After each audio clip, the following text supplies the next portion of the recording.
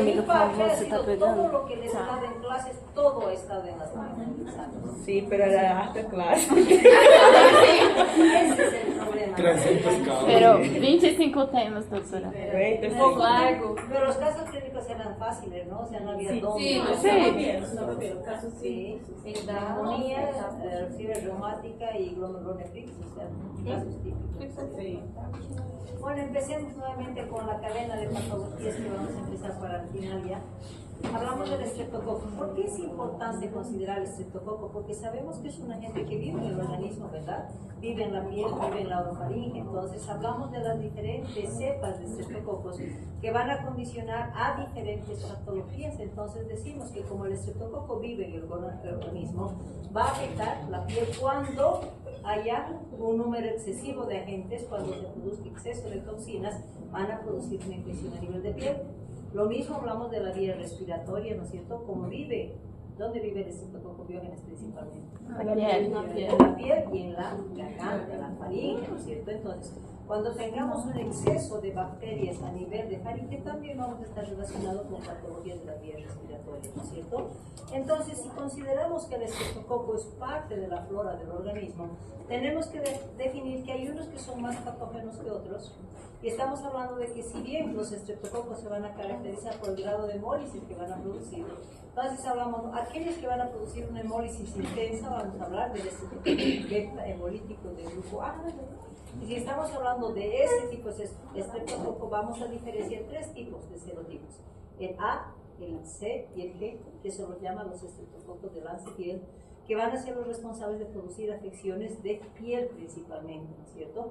Y el otro grupo de patógenos es el que va a tener una hemólisis parcial, pero tiene predilección por ciertos órganos mayores. Vamos a hablar del pulmón, vamos a hablar de las meninges, si estamos hablando del que tiene hemólisis parcial, es el estreptococo pneumoniae, que está dirigido, como su nombre dice, a producir la neumonía.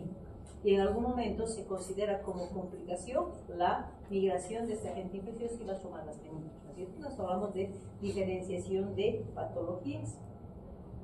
Si estamos hablando de los estreptococos de lance-piel, ¿cuál es el más conocido? Es el estreptococo beta hemolítico del grupo A, ¿cierto? Y cuando estamos hablando de y se le da también otro nombre, no estreptococo biógenes, ¿qué considera? Que decimos que está como agente saprófito que vive en el organismo, pero cuando existe una multiplicación masiva de estos agentes, cuando van a liberarse exceso de toxinas, se van a convertir en agentes patógenos. Y como vive en la garganta principalmente, van a producir afecciones tipo faringitis. Como vive en la piel, va a producir un impétigo.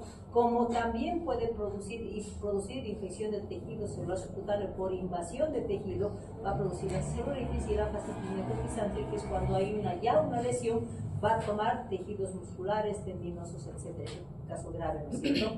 Y al mismo tiempo, ¿qué es lo que decimos? Existe una patología que está condicionada a producir primero una infección faríngea, pero después va a tener la capacidad de migrar y tomar todo el sistema hemático para convertirse en una enfermedad exantemática. Por eso se dice que es la excepción de las exantemáticas, porque si hemos llevado, ¿no es cierto?, todas las afecciones virales, sarampión, rubiola, exantema súbito, varicela, todos son considerados como agentes víricos, ¿no es cierto? O sea, las exantemáticas están relacionadas con los agentes virales, ¿verdad? Pero hay una excepción, que es una bacteria la que va a producir una lesión exantemática, y es precisamente el biógenes a través de la patología que se la designa como la escarlatina. Como complicación de cualquiera de esos focos infecciosos, siempre decimos que vamos a tener la posibilidad de que esa bacteria migre a los otros órganos para poder contaminar. Por ejemplo, puede contaminar oído, puede con una otitis, puede complicar senos, puede complicar pulmones, puede complicar toda la diversidad de órganos. Y estamos hablando de que el estreptococo biógenes tiene la capacidad de migración para producir patologías infecciosas que simplemente van a ser diseminación de ese foco inicial. Pero recordemos que el estreptococo biógenes también tiene una respuesta inmunológica, y en algún momento vamos a considerar como las complicaciones tardías, que se las llama, o las inmunológicas. Por lo tanto, después de una infección estreptocócica, tiene la capacidad de producir patologías como respuesta inmunológica, vamos a decir, que estamos hablando de la glomerulonefritis difusa postestreptocócica y hablamos de la fiebre reumática, ¿no es cierto?, que se considera como componente de riesgo. Cuando hablamos del Lancet y el grupo C, esta es una patología muy similar, pero está definida principalmente en aquellos pacientes que tienen baja inmunidad o que tienen patologías crónicas. Entonces, el manejo es el mismo, la característica de la bacteria es la misma, pero la diferencia es que va a elegir este tipo de pacientes con inmunosupresión principalmente, ¿no es cierto? Y cuando hablamos del neumococo, ya su nombre nos está diciendo, no es el agente infeccioso que va a producir las neumonías comunes en pediatría, pero al mismo tiempo por migración o por complicación, si quieren, de esa bacteria, se puede también producir una meningitis que es afín también a este tipo de bacteria. ¿Qué es importante considerar? ¿Por qué será que al estreptococo lo consideramos como un agente saprófito? ¿Por qué será? Vive en el organismo y de hecho no es considerado inicialmente como un factor patógeno. ¿Por qué creen? Por su estructura anatómica. Se dice que este estreptococo tiene unas pequeñas espigas que son glucoproteínas. Esas glucoproteínas son muy similares a las glucoproteínas del organismo. Por lo tanto, por esas prolongaciones que tiene, no es reconocida cuando se va a adherir a un tejido. Al mismo tiempo decimos que hay una capa protectora que es de ácido hialurónico. Este ácido hialurónico también es característica de formar parte del organismo.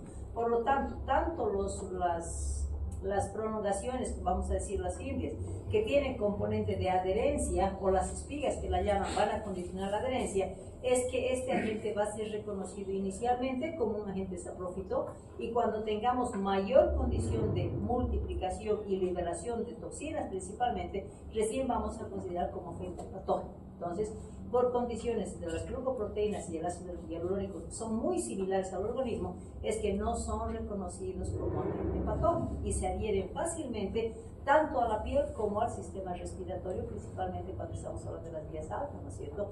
¿Cuándo se va a considerar patogenicidad? Cuando haya multiplicación de este agente y vaya a condicionar a la liberación, o si quieren a la presencia de una proteína que dentro de la capa protectora está compuesta por la proteína M en la capa. Entonces, si tengo mucha proteína M, eso va a condicionar el factor patógeno. ¿Por qué hablamos de factor patógeno?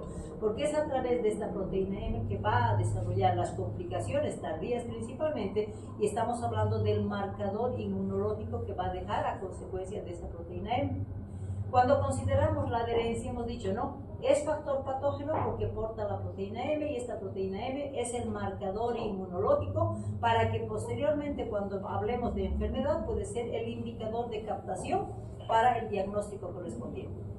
Decimos, se adhiere fácilmente porque tiene capacidad de adherencia. ¿Por qué? Por estas espigas de glucoproteína que son parte de la composición del organismo, y por el ácido hialurónico que tiene en su cápsula. Por lo tanto, esto condiciona a que se adhiere y no sea reconocido como agente patógeno y viva sapróficamente en el organismo. Cuando estamos hablando de esta proteína M, hemos dicho, no, la proteína M es el factor patógeno.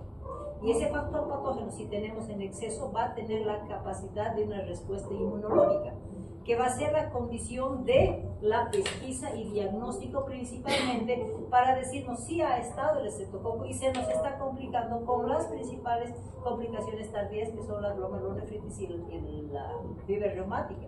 Entonces, ¿qué es lo que se considera? Que la respuesta inmunológica está traducida en el incremento del ácido. ¿Qué es el ácido? Han llevado seguramente fiebre reumática. ¿Sí? Es la antiestreptolicina, que es el marcador inmunológico que nos va a mostrar la presencia del estreptococo en el organismo, pero en forma tardía, no en una infección aguda, ¿cierto? Por lo tanto, ¿cuándo vamos a encontrar el ácido? ¿Será inmediatamente? No, va a ser un marcador inmunológico que se va a presentar recién 3 semanas después de haberse presentado la infección estreptocócica. Decimos que ese marcador se va a mantener hasta las 6 semanas, por lo tanto, cuando estamos hablando principalmente de complicaciones tardías, pues es el ácido que es responsable de que nos muestre que sí, efectivamente, el estreptococo ha desarrollado esa inmunidad, y es el marcador de diagnóstico de las patologías tardías. Cuando hablamos de tipos de infección, decimos, ¿no? El estreptococo es una enfermedad porque es un agente patógeno, que en su momento hemos dicho, hay desarrollo de inmunidad, ¿y por qué no protege de la enfermedad? Se dice que esta respuesta inmunológica no produce, pero no es protectora de enfermedad, simplemente es un marcador de presencia del estreptococo. Y el problema que nos da cuando tenemos exceso de estreptococos, vamos a considerar que va a liberar una toxina que se llama la toxina pirogénica. Por lo tanto, todas las enfermedades que están relacionadas con carácter invasivo por estreptococo pirógenes siempre va a empezar por fiebre. Por eso se le ha dado el nombre, ¿no? Toxina pirogénica, porque su manifestación clínica va a ser la fiebre. Una vez que se ha dado la liberación, va a empezar a actuar como componente patógeno. Y como vive en la garganta, en la faringe, va a producir infecciones faríngeas como vías respiratorias altas. Y cuando estamos hablando que también vive en la piel me va a producir la escarlatina, que es la excepción de las estreptococias, es la única exantemática que está producida por bacterias. Luego hablamos de la erisipela, del linfético y de la celulitis. Si vamos hablando de cada una de ellas, hablaremos de la escarlatina. Hemos dicho, no, la escarlatina es una enfermedad exantemática. La excepción por etiología es la única exantemática de tipo bacteriano. Entonces, cuando estamos hablando de la escarlatina, decimos, ¿no es cierto?, ¿por dónde empieza la infección de la escarlatina? ¿Dónde se aloja normalmente el estreptococo? Porque su agente es el estreptococo piógenes. ¿Dónde empieza su infección de la escarlatina? En la vía respiratoria alta. Entonces, lo que se va a dar va a empezar con una multiplicación bacteriana a nivel de faringe. Una vez que ha logrado un número suficiente en número de bacterias, esta bacteria va a empezar a ser invasiva y su invasión se va a dar a través de la producción de la toxina pirogénica, que antes se la llamaba la exotoxina eritrogénica, ¿no es cierto? Esto ya no se considera real, hablamos de la toxina pirogénica. Por lo tanto, como su nombre dice pirogénica, su manifestación inicial de estas patologías siempre va a estar constituida por el alza de la temperatura. Estamos hablando de que va a empezar con fiebre. Y cuando hablamos de ciclos, si estamos considerando que empieza la infección de la escarlatina en la vía respiratoria, entonces, ¿qué sintomatología nos va a dar esa vía respiratoria? Si está con inflamación faríngea, ¿habrá rinorrea? ¿Habrá estornudos? ¿Habrá? Es una bacteria. Y la bacteria no va a localizarse en la nariz, no va a despertar mecanismos de defensa, va a ir a alojarse. Es la multiplicación bacteriana que se va a dar a nivel de faringe. Entonces, cuando estamos hablando de vía respiratoria alta, la escarlatina no se caracteriza por una sintomatología tipo viral. Directamente es una afección faríngea. ¿Por qué? Porque la multiplicación de la bacteria se ha dado a nivel faríngeo. Entonces la sintomatología va a estar manifiesta por la inflamación faríngea. ¿Y cuál es la sintomatología que se va a dar por esa inflamación? La faringitis, pero si hablamos de clínica de sintomatología que se presenta. No, la afonía es faríngea. Tos seca. Entonces ese paciente va a empezar a toser. Y al toser va a eliminar las bacterias. Cuando en algún momento va a eliminar secreciones, va a eliminar las bacterias. Y si agarramos una cucharita y le damos a un niño que está enfermo, a un niño sano, a través del contacto directo se va a dar la contaminación. Entonces, en este caso, estamos hablando del inicio de la sintomatología con tos seca. Y es a través de la tos seca es que se va a dar la diseminación. Como es un paciente que... ¿Quién tiene una faringe y quién tiene amígdalas? ¿De qué grupo etario estamos hablando? Después de 3 años. Niños más de 3 años, preescolares, escolares, por lo tanto, esto va a afectar los pre y escolares, y como cualquier periodo infeccioso bacteriano, va a tener un tiempo de duración de 2 a 4 días hasta que se empiece a presentar la tos. Por lo tanto, la característica esta patología es que presente tosis a través de las secreciones faríngeas, que se va a dar la contaminación. Cuando ya consideramos una eliminación de toxina pirogénica, ¿qué me dice? Que el cuadro inicial de la escarlatina va a estar marcada por esto, pues, por la fiebre. Entonces ahí estamos hablando de que va a estar marcado por 2 etapas. La etapa de invasión y el periodo de estado.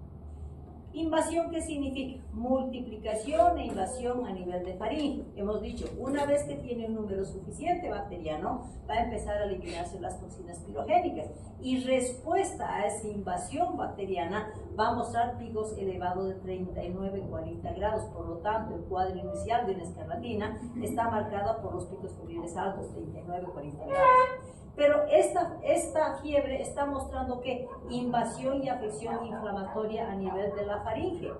Y como es patología del niño pre y escolar, también está relacionado no solamente con la faringe, sino también con las amígdalas.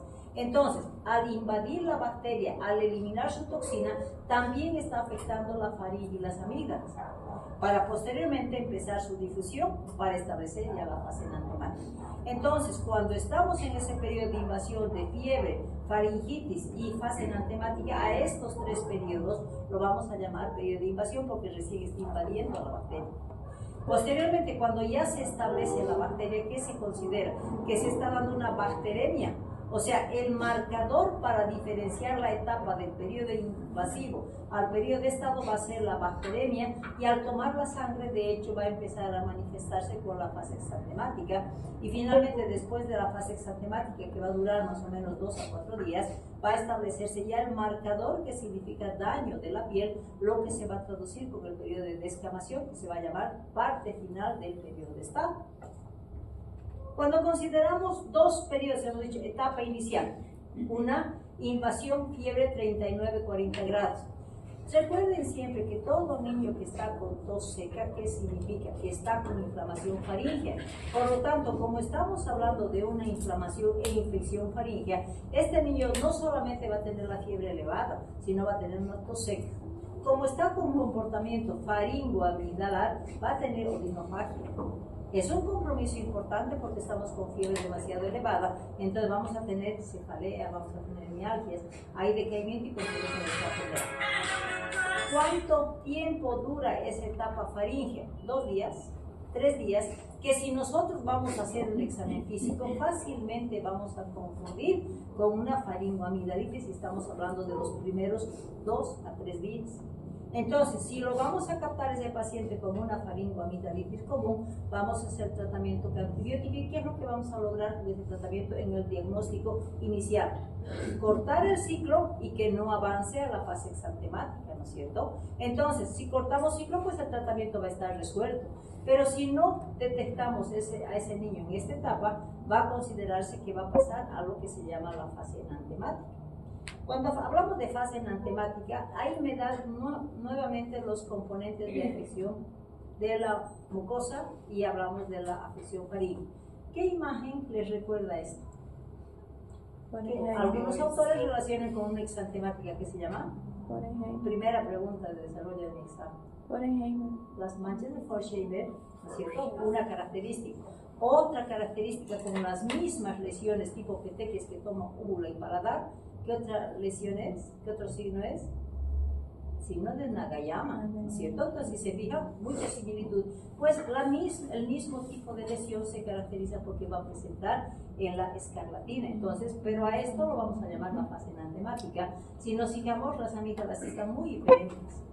Hay lesiones de eritematosa y petequias en la úvula y el paladar, ¿no es cierto? Pero ¿cómo me permite hacer la diferencia de las otras exantemáticas que hemos visto que también se van a presentar en la etapa inicial antes de la lesión que es característica del exantema? Entonces, junto con la fase de toma de la úvula y el paladar, va a estar relacionada a la toma de la lengua, ¿no es cierto? Entonces, el dúo que tenemos para un diagnóstico de fase enantemática, si quieren, de la escarlatina, es encontrar las petequias en la úvula y el paladar asociada a un compromiso de la lengua, y es una lengua totalmente blanquecina. Por eso se llama la lengua frambuesa blanca. ¿Por qué hablamos de frambuesa blanca? Si ustedes se fijan, es una lengua totalmente saturada. Pero ¿qué sobresale de esta lengua?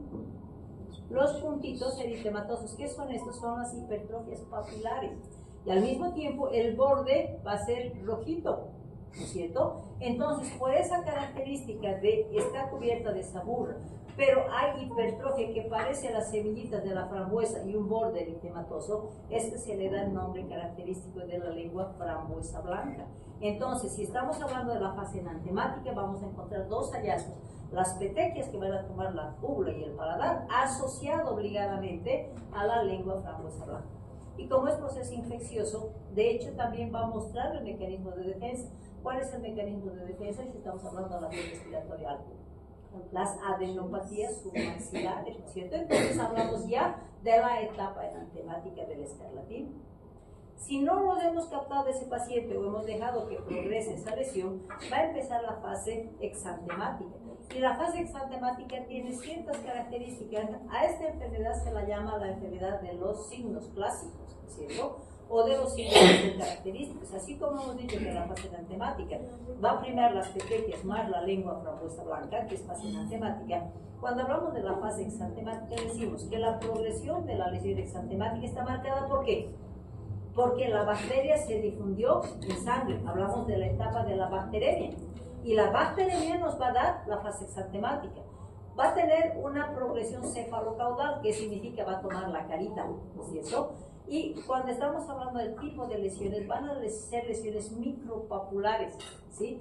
Que se inician en la cara. Pero ¿qué característica le damos si vemos ese tipo de lesión en esa imagen? Si ustedes recuerdan, el sarampión era toda la carita. Si hablamos de la rubiola era toda la carita. Si hablamos del exantema súbito era toda la carita, ¿no es cierto? ¿Qué diferencia tenemos en esta lesión? ¿Qué nos llama la atención? La palidez, si se fijan acá, palidez perioral. Entonces, por esta característica es que quien descubre eso le da un signo patognomónico, que es la fase de Filatov. Entonces, toda vez que veamos una lesión exantemática, muchas veces no captamos ese signo de fase enantemática, directamente llega a la consulta en su fase exantemática. Entonces, lo que tenemos que buscar en la fase exantemática es esa piel característica, con una piel pálida alrededor de la boquita y alrededor de la nariz, y por esa palidez perioral se le da un signo que es patognomónico, que es la fase de Filatov, asociada muchas veces a adenopatía, ¿cierto? Cuando estamos considerando la fase exantemática, si tiene esa progresión cefalocaudal, si fue un marcador la carita, también el tórax y el abdomen, porque se dice que la etapa exantemática va a durar 3 días. Primero va a tomar la cabecita con la carita, el segundo día va a tomar tórax, abdomen, y el tercer día va a tomar las extremidades. Entonces, cuando hay toma de tórax y abdomen, no va a tomar directamente el tórax, sino va a priorizar inicialmente con el edema y las lesiones eruptivas a nivel de pliegues. Estamos hablando de pliegues axilares y estamos hablando de pliegues inguinales. Donde va a haber edema, va a haber lesión eritematosa, va a estar por las mismas lesiones eritematosas, pero este edema que se va a presentar a nivel de pliegues axilares inguinales le dan otro nombre, es el signo de Pastick, ¿cierto? Finalmente, cuando va a tomar tórax y abdomen, nosotros vamos a encontrar las lesiones micropapulares. Pero ¿cómo vamos a ver? Si bien las podemos ver como lesiones micropapulares, que muchas veces se puede confundir con otra exantemática, ¿qué tenemos que hacer con la escarlatina? Hacer una palpación. Y como esas características de lesiones micropapulares le van a dar la sensación de aspereza, entonces vamos a ver una piel áspera. Y por esa característica, por la aspereza, se le da el nombre de piel de lija. Pero mientras se está dando la fase exantemática, también se va limpiando la fase enantemática. Entonces, si teníamos una lengua frambuesa blanca en la etapa inicial, cuando ya se da la erupción en tórax, abdomen y extremidades, si vemos la lengüita se limpia totalmente. Entonces, ahí decimos que la relación de la fase exantemática está relacionada con otro signo, que es la limpieza de la lengua, y la vamos a llamar la frambuesa roja. Entonces hablamos de otro signo que es característico. Y si vemos acá, si se fijan, había los signos de Pastick, había la erupción en tórax y abdomen, pero revisando la boquita, esta lengüita se ve, si se fijan, aquí hay las mismas papilas que están hipertrofiadas, pero solamente tenemos 0 sabor, ¿cierto? Entonces, por eso es que le da el signo frambuesa roja. Entonces, lo que debemos recordar que si bien en la etapa inicial lo característico en la fase enantemática es la frambuesa blanca más las petequias en úvula y paladar, en la fase exantemática tenemos exantema, lengua totalmente limpia, y si se fijan aquí parece una fresa, con la hipertrofia que marca las papilas, ¿no es cierto? Y al mismo tiempo el signo de Pastick. Entonces tenemos los 3 signos que son característicos que me va a marcar la fase exantemática. Doctora, una consulta, ¿esta piel de lija también puede ser llamada de piel de gallina? No, es similar, pero es más finito, entonces tocas es más áspero, ¿ya? Por las perezas se relaciona. Es que la relación, si estás hablando de signo clínico y hablamos de la piel de gallina, ¿en qué momento se presenta la piel de gallina, que es un signo característico? ¿En qué caso se presenta la piel de gallina? Es condición de estrés, no se olviden, no estamos hablando de patologías, entonces de repente se estresa, me he puesto piel de gallina, dicen inmediatamente, porque la piel se les pone áspera cuando hay una situación de estrés principalmente, no está relacionado con patología. En cambio, sí tenemos un ciclo clínico patológico que está relacionado con una piel áspera, ¿no es cierto? Pero no solamente se conforma la piel en tomar todo el cuerpito, sino una de las diferencias de las exantemáticas es que la escarlatina va a tomar palmas y plantas. Por lo tanto, si tenemos una toma de palmas y plantas, ¿qué condición? Es el signo que me va a permitir, si nos muestra un niño después de que ha pasado la fase eruptiva y nos muestra una palma totalmente en descamación, vamos a decir, es una escarlatina que cursó. Entonces, otra excepción de esta patología es que va a tomar palmas de manos y plantas de los pies. Pero este signo es tardío, se dice que más o menos 7 a 10 días después de que se va a dar la fase exantemática, recién va a empezar la etapa de descamación. Si vemos en la piel, la descamación va a ser una descamación fina, pero lo patognomónico es que vayamos a ver las palmas de las manos y vamos a ver este tipo de descamación. Por lo tanto, la escarlatina permite un diagnóstico retrospectivo cuando tenemos la característica de esa descamación. Entonces, si recordamos un poquito, fiebre, cuadro inicial, periodo invasivo, fiebre 39-40 grados. Después de 2 días vamos a examinar la orofaringe. Vamos a tener las petequias en úvula y faringe asociada a una lengua frambuesa blanca. Después de que se da el marcador hasta acá, es que va a empezar la fase exantemática a través de la bacteremia, y la fase exantemática se caracteriza por una erupción de piel asociada a una lengua frambuesa blanca, y aquí me falta el signo de Pastia, ¿no es cierto? Y cuando al final de la exantemática tomó palmas y plantas, esto me va a descamar en 5 a 7 días, lo que me va a traducir en el diagnóstico retrospectivo de que fue una escarlatina lo que pasó. ¿Por qué es importante ese diagnóstico retrospectivo? Estamos hablando de 7 a 10 días. Porque muchas veces eso puede mantenerse hasta los 15 días, hasta la descamación total. Y sabemos que si este niño no fue tratado porque fue un estreptococo piógenes el responsable, que puede condicionar a que si no fue tratado puede llevarme a complicaciones tardías que voy a tener que vigilar después de toda la erupción y toda la descamación que ese niño va a tener. Entonces, si hablamos de un diagnóstico, decimos, ¿no es cierto? Es una exantemática, que si bien clínicamente podemos diferenciar por los signos que nos establece, entonces puedo tener un diagnóstico clínico, pero no puedo quedarme conforme principalmente en la fase exantemática y decir, es una escarlatina. Tengo obligación de hacer el diagnóstico diferencial con todo lo que son eruptivas, ¿no es cierto? Y si estamos hablando del hemograma, ¿qué voy a encontrar en un escarlatina? ¿Qué es lo típico de una escarlatina? Una leucocitosis con desviación a la izquierda, porque es una bacteria, lo que me permite automáticamente hacer el diagnóstico de todas las exantemáticas que son por virus, ¿no es cierto? Cuando hablamos de quiero tener la certificación de la cepa, puedo hacer una exudado de fauces. Finalmente, cuando ya han pasado 2 a 3 semanas de la infección, porque nunca es inmediata, decimos, puedo hacer el diagnóstico de que sí se cursó esta patología, entonces le voy a pedir un asta. ¿Cuánto es el valor del asta normal? Menor a 330, menor a 300. Hasta 250 se considera normal. A partir de 300 sí se considera rango patológico. Mayor de 300 puede subir a 400, 500, 600, etc. ¿Cierto? Entonces hablamos de un incremento de asta. Y como es una bacteria, vamos a internar a este paciente, podemos hacer un tratamiento ambulatorial.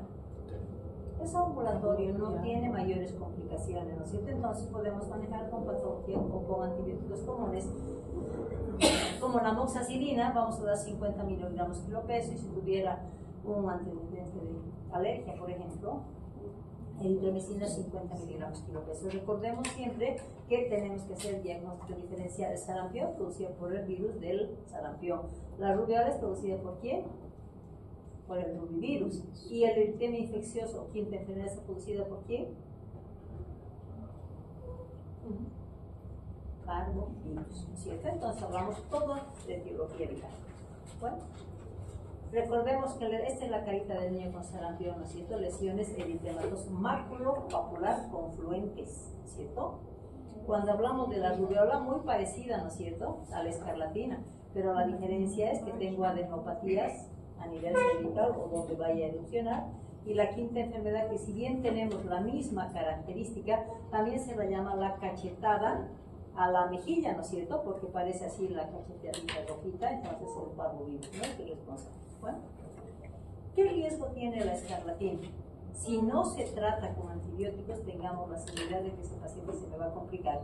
Y ahí hablamos de los dos tipos de complicaciones, ¿no es cierto? La difusión de la bacteria, que va a dar complicaciones infecciosas, y donde vaya a invadir, ¿no es cierto? Si complica, por ejemplo, podemos tener un absceso periamidaliano, podemos tener una dermitis cervical, podemos tener una otitis, una sinusitis, bronconeumonía, artritis sepsis. Todo esto, ¿qué significa? Difusión de la bacteria del foco primario, que fue la faringe. Pero recordemos que las consecuencias van a ser tardías. ¿A cuánto tiempo después de la infección me va a dar las complicaciones tardías? ¿Con cuánto tiempo? ¿Cuándo esperamos una nefritis y cuándo esperamos una fiebre reumática? Después de una infección estreptocócica en general. 21 días, 3 semanas. Por eso dice, el marcador de la antiestreptomicina es a partir de las 3 semanas, porque a partir de las 3 semanas voy a poder encontrar las complicaciones no infecciosas, ¿no es cierto? Y estamos hablando de la fiebre reumática y la glomerulonefritis difusa postestreptocócica, ¿sí? ¿Está claro lo de la escarlatina? ¿Alguna pregunta? Nos vamos a otra patología, la erisipela, realmente producida por el piógenes. Consideramos la erisipela si se van a aplicar este tipo de lesión, vamos a ver por qué. Se considera una enfermedad infecto-contagiosa, nuevamente. ¿Por qué? Porque es el estreptococo, pero ¿cuál es el mecanismo de contaminación? Si así hemos dicho que la escarlatina era por complicación de la afección faríngea, la erisipela es complicación ¿de qué? De una estreptococia local, ¿no es cierto? Porque eso se ha vuelto invasivo. Entonces, si hablamos de una infección aguda, febril, nuevamente se va a caracterizar porque esta cepa va a tener la capacidad de liberar esa toxina pirogénica, por lo tanto, nuevamente vamos a estar con una complicación de fiebre alta. Es el piógenes el responsable, pero ¿qué produce? Produce una infección de la capa superficial de la piel, hablamos de la epidermis y la dermis. ¿Dónde se localizan? Depende de la bacteria, ¿cierto? ¿Dónde ha colonizado? Como es una inflamación propia de la piel, se va a llamar la gran placa eritematosa, ¿no es cierto? Y al mismo tiempo decimos, ¿dónde se localizó? Se va a dar el proceso infeccioso. ¿Cómo se transmite? Si un niño le empieza a rascar donde está la lesión y se rasca en otro lado, pues va a ser una transmisión, ¿no es cierto? Se caracteriza porque va a tener una entrada superficial, o sea, tiene que haber alguna lesión traumática en la piel que ha permitido tomar la epidermis y la dermis para dar el proceso infeccioso. Excepcionalmente tiene una vía hemática. El foco primario normalmente es local, por trauma en la piel. La erisipela, hemos dicho, afecta a epidermis y dermis. ¿Qué significa? Que es una infección de la piel que va a condicionar la limitante y va a tomar específicamente la porción de la piel y tiene la capacidad de delimitar la parte infecciosa con la parte sana. Por lo tanto, se dice que cuando va a tomar una zona de la piel, se va a establecer un borde de límite con la piel sana, que va a ser un leve relieve, vamos a decir, donde me va a permitir claramente diferenciar lo que es la piel enferma y lo que es la piel sana. Entonces sabemos dónde inicia y dónde continúa. Entonces, cuando estamos hablando de una invasión estreptocócica, nuevamente vamos a establecer los dos periodos de invasión. La etapa de invasión está marcado ¿por qué? Porque en la piel se está dando la multiplicación de esta bacteria y como tiene nuevamente liberación por el exceso de bacterias de la toxina que hemos dicho que es responsable de la fiebre, nuevamente va a estar con un cuadro clínico de 39-40 grados. Como estado de descompensación va a presentar escalofríos, hay compromiso del estado general, puede haber cefalea. ¿Quién pensaría que una lesión eritematosa que está tomando solamente la piel vaya a un marcado compromiso del estado general con condición de internación? Porque la erisipela es un cuadro grave, ¿cierto? Finalmente, si estamos hablando de un marcador de un inicio de lesión que simplemente me marca la fiebre y el compromiso del estado general, para después establecerse lo que se llama el periodo de estado. El periodo de estado no es más que la muestra de la lesión que se va a dar a nivel de piel para diferentes localizaciones. Hablamos de cara, el abdomen, hablamos de los niños grandes que se van a localizar más en miembros inferiores, Pero ¿qué me diferencia? Que en la etapa inflamatoria se va a producir una lesión eritematosa bien pronunciada, por eso la llamamos la gran mancha roja. Pero cuando esta lesión se va a resolver, va a producir daño en la epidermis y dermis, por lo tanto, la consecuencia de la lesión y la etapa de resolución va a dejar una lesión hiperpigmentada, lo que la llamamos la gran mancha oscura. Y si vemos el tipo de lesión, se caracteriza por esto, ¿no es cierto? Veamos en cara. Si se fijan acá, está el borde bien delimitado, que delimita que esta es parte sana y esta es parte enferma. Si vemos acá, que se ve mucho más claramente, aquí vamos a tener un borde delimitado donde esta es piel enferma y se delimita perfectamente con la piel sana. Si tomo un pabellón auricular, va a tomar toda la oreja, ¿no es cierto? Entonces, hablamos de la gran oreja roja, hablamos de la gran pierna roja, etcétera, por la lesión eritematosa que tiene. Por lo tanto, si nosotros sabemos diferenciar esta característica, y algo que sí es importante delimitar, si se fijan acá, por ejemplo, hay un pequeño solevantamiento, ¿no es cierto? Hay curvas de solevantamiento. ¿Por qué será eso? Porque dice, toma la epidermis y la dermis, y los folículos pilosos están en la epidermis y en la dermis, o tienen localización más profunda. Tiene localización más profunda, por lo tanto los folículos pilosos no van a entrar en proceso inflamatorio. Entonces va a haber estas lesiones que tienen pequeños hundimientos, si quieren lo mismo aquí, y por esta característica de ese hundimiento de folículos pilosos y el edema que se da entre esos espacios es que se le da un signo que es característico, que la llaman la piel de naranja. ¿Por qué llaman a este sector la piel de naranja? Lo mismo se ve acá. ¿Por qué creen? Y no se asemejan con las naranjas ahora, ¿no es cierto? Antes las naranjas caseras, ¿cómo eran? Eran de cáscara gruesa y tenían eso, ¿no es cierto? Esa cáscara gruesa. Por eso cuando se determinó y se describió esta patología, la asemejaban con ese tipo de naranjas. Por eso se dice que la piel es una piel tipo naranja, ¿no es cierto? Piel de naranja, por eso se la marca, ¿no es cierto? Entonces, cuando ya estamos hablando de, dependiendo de la magnitud, va a tomar toda la pierna, la vamos a llamar la gran pierna roja, pero con el componente febril o la gran mancha roja. Por lo tanto, si estamos hablando de las características de esta lesión, ¿por qué se la llama como la gran mancha roja? Porque hay un proceso inflamatorio importante, va a marcar una placa eritematosa.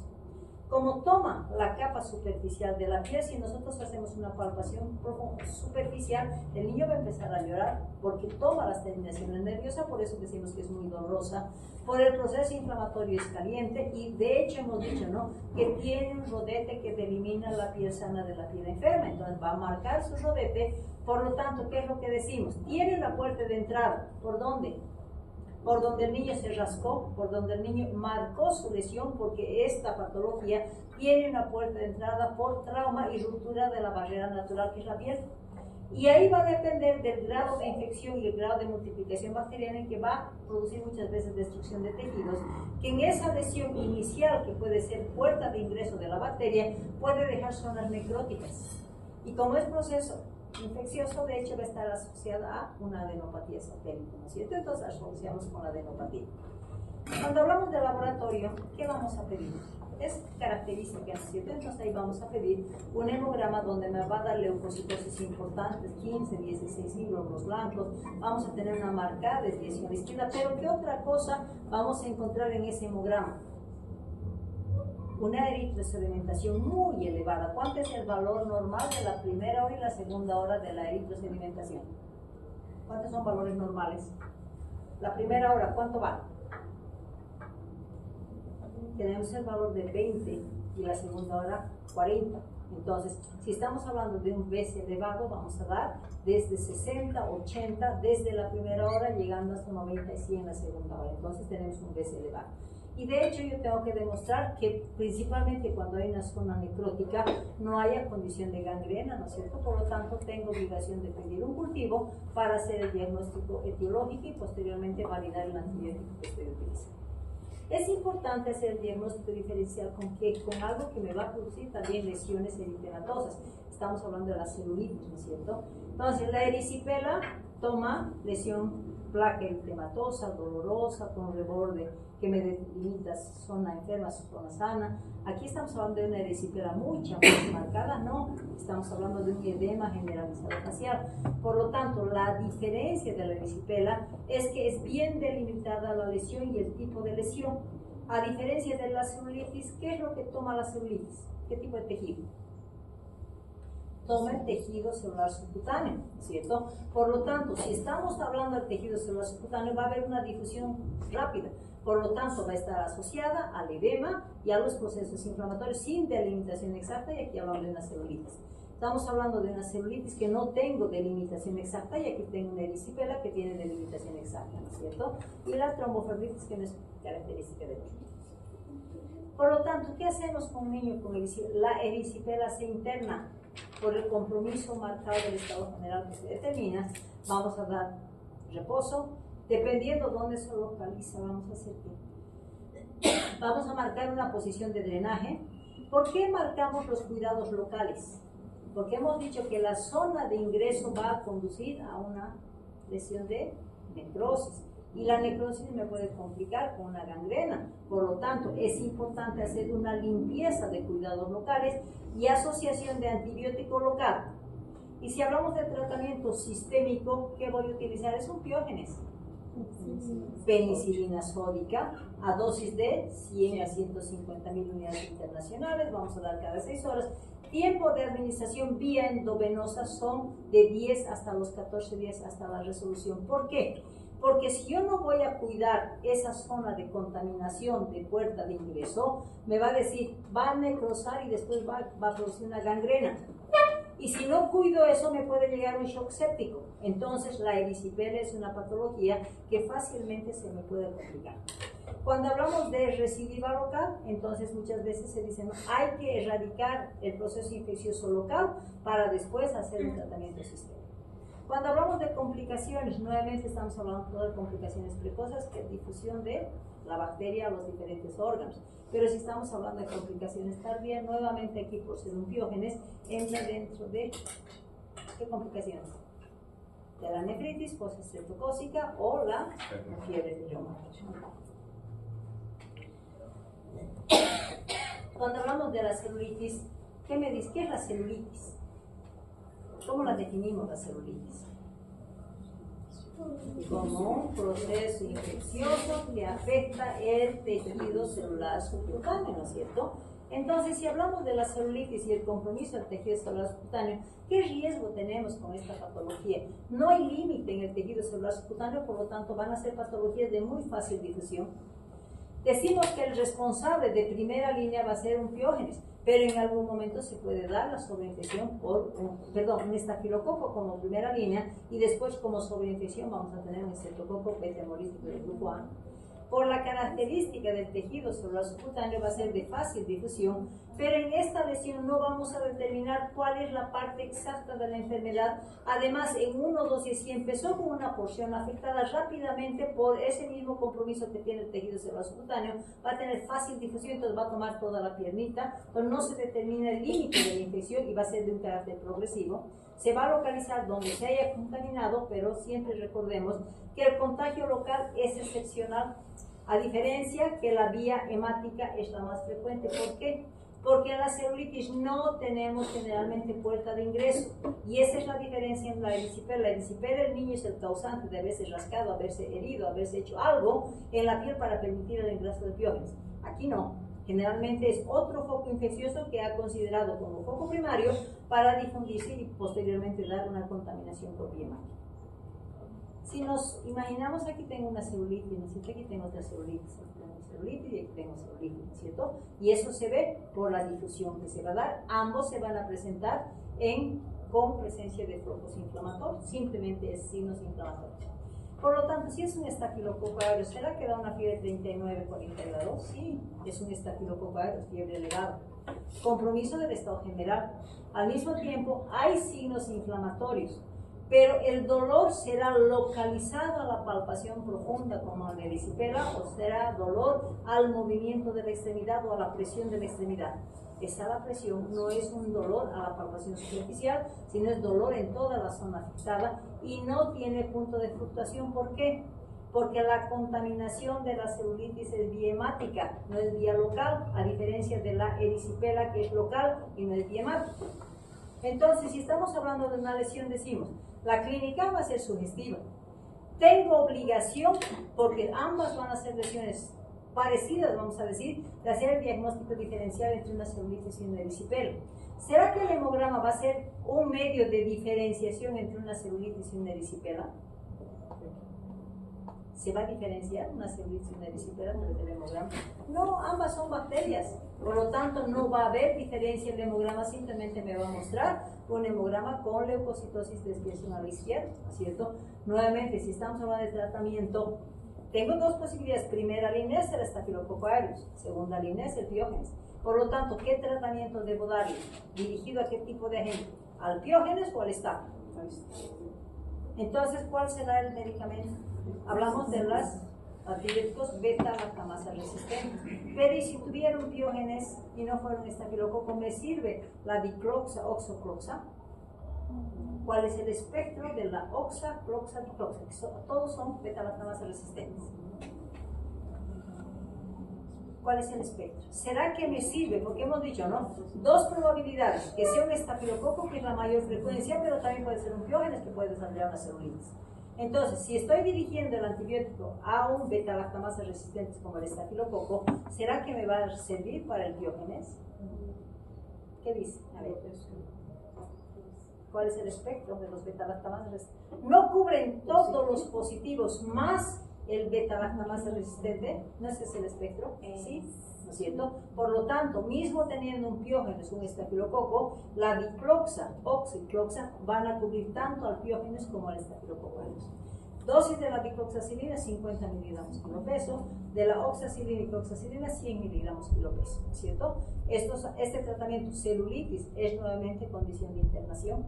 Por lo tanto, pero en algún momento vamos a hablar de que ya le dieron una penicilina, ya le dieron muchas veces cuando están pensando en un absceso, ¿no es cierto? O asociaron una amoxamas clavulánico. Si tengo el antecedente de uso de antibiótico, amoxamas clavulánico o amoxicilina pura, ¿será que corresponde dar dicloxa o oxicloxa? Pertenecen a la familia de las penicilinas. Entonces, si tengo el antecedente de uso de penicilina, no puedo utilizar la misma familia. En ese caso, ¿qué debo utilizar? Las cefalosporinas de tercera generación. Estamos hablando de la cefotaxima o hablamos de la ceftriaxona, dosis de cefotaxima.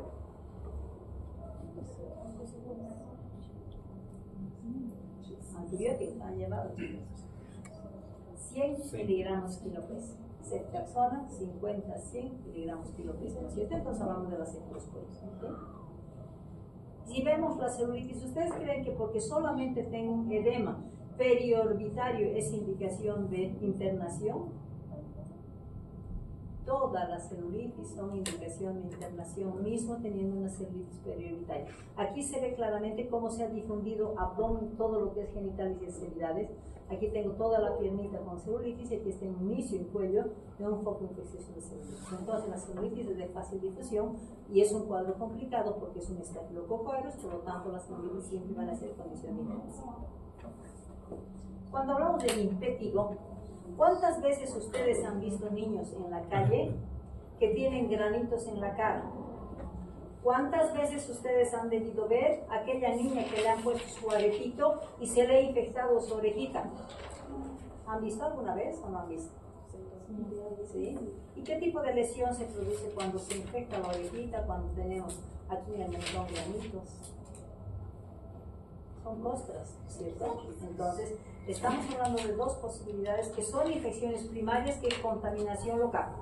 Estamos hablando de aquel niño que en algún momento se rasca su carita porque le picó un mosquito y empezó la contaminación de un Piógenes. Entonces, estamos hablando del impétigo vulgar o impétigo de Pildri-Fox o impétigo bolioso.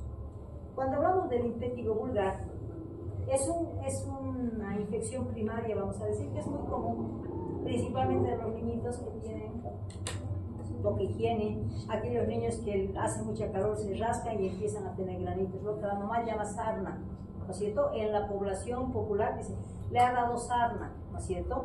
A veces cuando un niño está muy resfriado y se empieza a picar la nariz, ¿qué pasa? Que en la naricita empiezan a presentar costras, ¿no es cierto? Entonces por eso se dice que puede presentarse en cualquier parte del cuerpo, pero principalmente donde afecta el impétigo vulgar, donde el niño accede con sus manos en zonas expuestas, pueden ser la carita, pueden ser las manos, pueden ser los pies, donde se pueda rascar. ¿cierto? Por eso decimos que es en zonas expuestas. Luego ya el doctor Tilbury Fox es el que descubre esto, y nuevamente el responsable va a ser este doctor del grupo A. Lesiones de piel, muchas veces mala higiene con los niños, y si nosotros vemos es este tipo de lesión, ¿no es cierto? ¿Qué característica tiene? Empieza por una lesión eritematosa, es pruriginosa.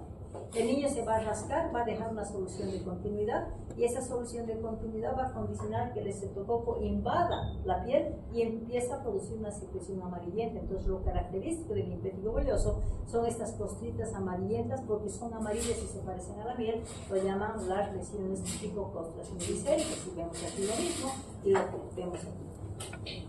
Cuando hablamos de quienes se van a presentar, quienes están en la calle jugando con tierra y entran ese tipo de niños grandes, de 2 a 5 años, como hace mucha calor y les pica todo, es en verano principalmente, y se caracteriza porque esa lesión, que si bien va a empezar una lesión eritematosa, el rascado del niño lo va a llevar a una solución de continuidad, y esa solución de continuidad va a empezar a eliminar una secreción amarillenta, son tipo costras, ¿cierto? Que si bien tenemos un periodo de incubación de 5 a 10 días, la manifestación clínica se va a dar después de generalmente la segunda semana. Lo llamamos vulgar, lo llamamos contagioso, lo llamamos de Tilbury Fox. ¿Por qué? Porque esas lesiones inician por lesiones eritematosas en zonas expuestas. Se rasca el niño y presenta pequeñas úlceras, y esas ulceritas van a producir una secreción amarillenta que se va a conformar en unas costras amarillentas. Por eso se lo va a llamar la costra mielicérica, ¿no es cierto? Y eso, a medida que va aumentando, se van a formar placas, ¿no es cierto? Y siempre recordemos, puede ser cara, manos y pies. Y si vemos estas imágenes, que es importante que esté empezando, aquí tenemos lleno de pústulas, aquí tenemos costras mielicéricas, aquí tenemos costritas, ¿no es cierto? Que a veces parece un herpes, pero no es un herpes. Si es que estamos hablando de una orejita, y tenemos secreción amarillenta. Todo lo que vean costras amarillentas es igual a un impétigo, es igual a un estreptococo biógenes, lo que se llama impétigo vulgar como lesión primaria. ¿Qué hacemos? Es un biógenes, ¿qué voy a hacer? Le puedo dar, si es muy masivo, le puedo dar una progénica que no es frecuente, 52 días internacionales. ¿Cuál es el medicamento de primera línea que vamos a dar para evitar las complicaciones tardías? Penicilina benzatínica. ¿Por qué? Primero, ¿cuál es la dosis de la penicilina benzatínica? 50.000 unidades internacionales por kilo peso, que vienen en presentación de 600.000 y 1.200. ¿Cuál es la forma práctica de calcular la penicilina benzatínica? Eso han debido llevar también. Si pesa hasta 25 kilos, le voy a dar, ¿cuánto? 600.000. Si pesa más de 25 kilos, le voy a aplicar 1.200. ¿Por qué es importante la penicilina benzatínica? Son costras. Si el antibiótico le vamos a dar en corto tiempo, ¿qué es lo que va a condicionar? Va a limpiar la sangre, pero ¿qué va a quedar? Estas costras que van a almacenar alpiógenes, y cuando deje de utilizar el antibiótico, nuevamente se va a dar proceso invasivo. Por lo tanto, la penicilina benzatínica es de primera línea, porque dura hasta 21 días, va a esperar que esas costras se sequen y se caigan. Entonces no voy a tener riesgo de complicaciones, principalmente las tardías, porque nuevamente estamos hablando del impétigo, que es riesgo de complicaciones tipo tardío, principalmente como una nefritis y como una fiebre reumática, ¿no es cierto?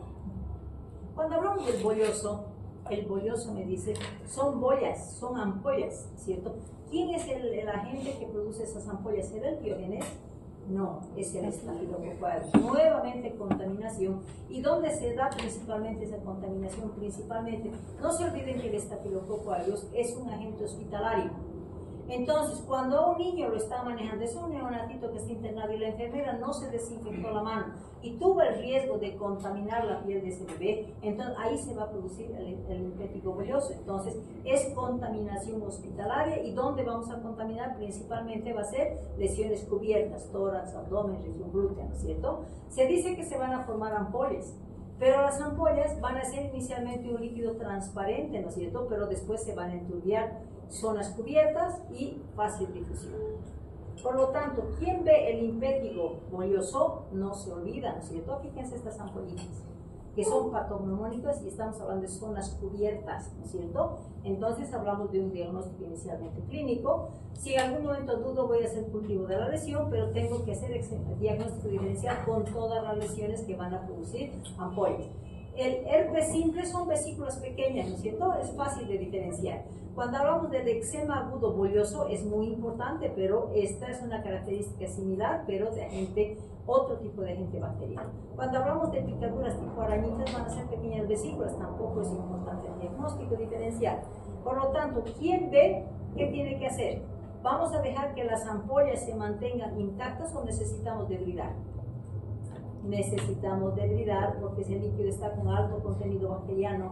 Por lo tanto, estamos hablando primero de tratamiento local, debridar todas las ampollas y sobre esa solución de continuidad que nos deja poner antisépticos locales y antibióticos locales.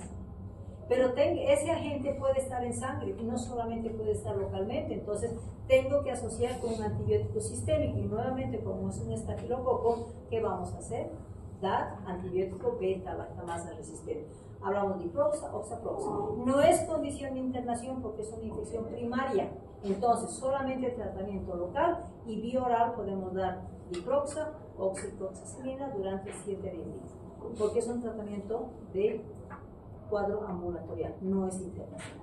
Ella no va a estar hospitalizado si la bacteria... Si está hospitalizado, pero tienes que mantenerlo 7 a 10 días. En 10 días no lo vas a internar por un infecto bolioso. Haces el tratamiento, empiezas a dar el tratamiento, puedes dar vía endovenosa, pero si el paciente es dado de alta, tienes que continuar de 7 a 10 días por vía ambulatorial, vía oral, ¿sí? Y para que no nos olvidemos, hablamos de estas ampollas que son características. Voy a tener este cuadro. ¿Qué cuadro es este? Es un cuadro mixto. Si se fijan acá, están quedando las secuelas de las ampollitas. Pero ¿qué tengo aquí? ¿Qué tengo aquí? ¿Qué tengo aquí? Ostras amarillentas. Entonces, en este caso, empezó con un infético vulgar, se sobreinfectó el Piógenes, por lo tanto, hablamos de una patología combinada. En este caso, ¿qué le daríamos como antibiótico? Nuevamente la pregunta, es un Piógenes y es un estáfilo. Mantengo oxaproxa porque el espectro es de ambos, ¿no es cierto? Pero si vamos a suponer que tenga un antecedente de uso de antibiótico, ¿qué voy a darle? Cefaloporinas de tercera generación. Como esto no es un tratamiento de internación, ¿con qué cefaloporinas vamos a manejar? En forma ambulatoria, tercera generación. La cefixima, dosis de cefixima 8 o 10 miligramos kilo peso cada día por 7 a 10 días. ¿Es cierto? Entonces hablamos de las patologías mixtas. Hemos terminado todo lo que es afección estreptocócica. ¿Alguna pregunta que tengas? Ya están durmiendo, ya están. Ya, hemos terminado la clase. Vayan a respirar 5 minutos para empezar bien. Amiga.